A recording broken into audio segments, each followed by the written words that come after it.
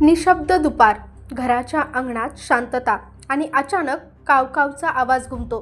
एका झाडावर बसलेला कावळा घराकडे रोखून पाहतो, पुन्हा जोरात ओरडतो. हे केवळ एक साधं दृश्य आहे की कोणता संकेत?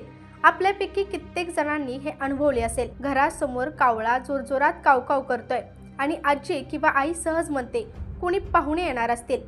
पण ही फक्त एक लोककथा आहे की यामागे काही गूढ संकेत लपले आहेत. भारतीय संस्कृतीत कावळ्याला केवळ एक पक्षी नाही तर पूर्वजांचा दूत मानलं जातं. पुराणांमध्ये सांगितलं जातं की कावळ्याचा आवाज पाहुण्यांच्या आगमनाचा संकेत देतो. काही लोक तर अगदी विश्वासाने सांगतात की ज्या दिवशी कावळा घरासमोर येऊन वारंवार कावकाव करतो त्याच दिवशी एखादा नातेवाईक अचानक दारात येतो.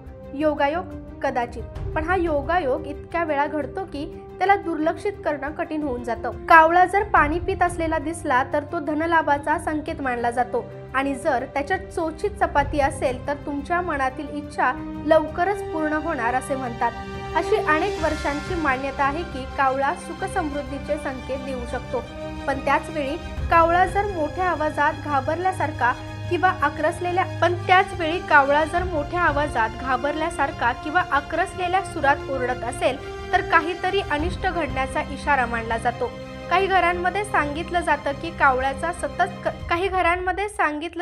कावळ्याचा सतत कर्कश आवाज ऐकू येत असेल तर घरात काही अडचणी येण्याची शक्यता असते.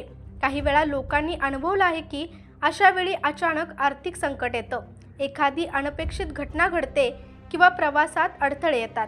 पण हे खरंच असतं का की फक्त मनाने घेतलेली भीती असते? वैज्ञानिक दृष्टिकोन वेगळं काही सांगतो. संशोधन सांगतं की कावळे हे अत्यंत हुशार पक्षी आहेत. ते धोक्याच्या आधीच संवेदनशील होतात आणि मोठ्या आवाजात कावकाव करून इतरांना सावध करतात.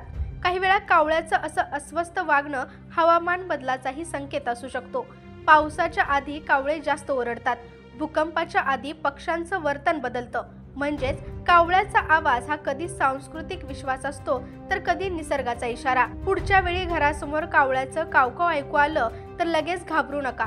शांतपणे बघा तो कशा प्रकारे ओरडतोय. तो शांत आहे का बैचेन? कदाचित तो तुम्हाला काहीतरी सांगू इच्छितोय.